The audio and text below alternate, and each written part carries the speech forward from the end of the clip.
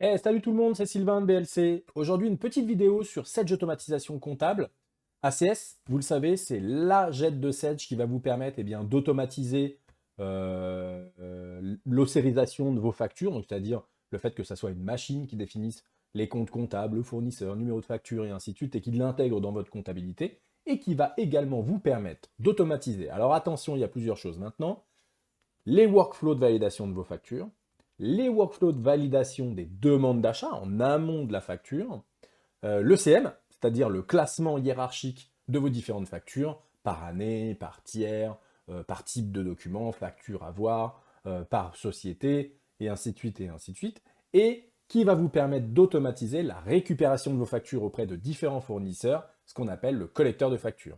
EDF, OVH, Deliveroo, Uber, Uber Eats, et ainsi de suite. Vous connectez vos comptes, le logiciel va scraper les petites factures, il vous les ramène, il les gère manuellement, il les intègre en comptabilité et c'est gagné. Voilà.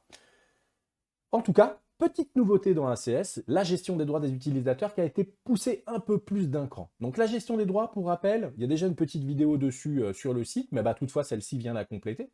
Dans le menu administration, on va retrouver la partie utilisateur ici. Voilà. Je retrouve l'ensemble des utilisateurs de mon ACS. Et je vais pouvoir, alors je vais prendre par exemple, on va pas prendre valideur 1, mais on va prendre consultation, donc comptabilité. On va pouvoir, sur chacun des comptes utilisateurs, ici, alors à l'époque, on avait des droits d'accès par société, des droits d'accès également par agence, d'accord? Et maintenant, on retrouve des droits d'accès par catégorie, alors on a un petit point d'interrogation, activés selon paramétrage des droits catégorie comptabilité. Ok, donc ici, je vais pouvoir, simplement sélectionner une nouvelle catégorie. Donc ça, c'est hyper intéressant. D'accord? Je vais pouvoir lui donner des droits sur une catégorie. Okay, par exemple, il n'a le droit que aux factures, voilà, et pas aux factures de vente. Et idem également, la possibilité, donc là, je n'ai qu'un seul journal. Oh bah non, d'ailleurs, pas du tout. Ok, on récupère tous les journaux. Pourquoi pas? En tout cas, la possibilité de ne lui mettre des droits que sur certains journaux. Voilà, donc si vous avez par exemple deux utilisateurs, un qui fait les achats, l'autre les notes de frais, bah voilà, on voit tout de suite qu'on peut vraiment paramétrer les droits de chacun dans leurs différents droits d'accès. Donc, alors les droits d'accès, je ne répète pas, il y a une petite vidéo là-dessus, mais ça permet de gérer à quoi ils ont accès dans l'outil.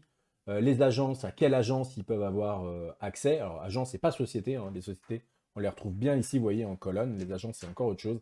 Marketing, direction, administratif, commerce, et ainsi de suite.